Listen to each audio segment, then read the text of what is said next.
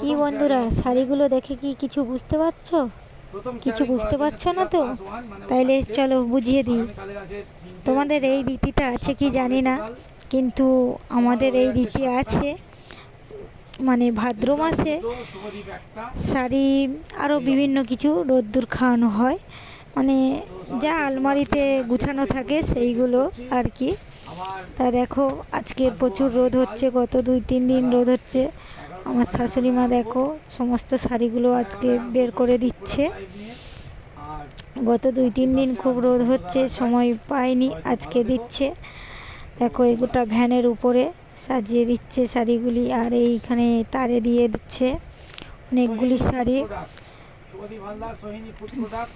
কতগুলো শাড়ি দেখো দিয়ে দিয়েছে, আর এই নিচেও দিয়ে দিয়েছে। কিন্তু হঠাৎ করে বৃষ্টি আসবে বুঝতেই পারিনি, হঠাৎ বৃষ্টি চলে এলো, তাড়াহুড়ো করে আবার শাড়িগুলো তুলে নিতে হলো। তোলার সময় তো আর দেখানো হয়ে ওঠেনি। দেখো বৃষ্টি হচ্ছে, যেমন বৃষ্টি হচ্ছে, এই দেখো শাড়িগুলো সব এনে খাটে গুছিয়ে রাখা হয়েছে। কিন্তু এখানে যেমন বৃষ্টি হচ্ছে তেমন রোদও হচ্ছে, মানে একসঙ্গেই দুটোই হচ্ছে। শরৎকালের আকাশ তো বুঝতেই পারছো। যাই হোক, ভিডিওটা ভালো লাগলে অবশ্যই লাইক, কমেন্ট, শেয়ার করো। টাটা, সবাই ভালো থেকো।